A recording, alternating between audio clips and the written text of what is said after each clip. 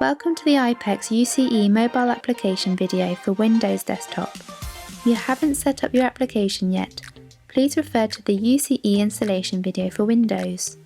Once you log into IPEX UCE, you'll be presented with the home screen. On the left-hand side of the screen you can see different options for UCE, which will provide different features of the application. To place a call, select the phone icon. This shows your call log. Click on the dial pad icon. If you have copied a number elsewhere, you can right-click and paste the number here, or you can simply type the number using your number keys or by using the dial pad shown.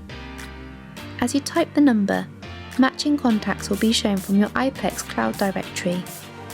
If the number is not in your directory, you can still place the call as normal. Press the call key to place the call. This will give you similar functionality to if you had a physical desk phone. To transfer a call, press the middle icon of a phone with an arrow. You can then use the search bar to search for a contact by name or number. Select the contact you wish to transfer the call to and choose between a consulted or blind transfer. To end the call, press the red phone icon.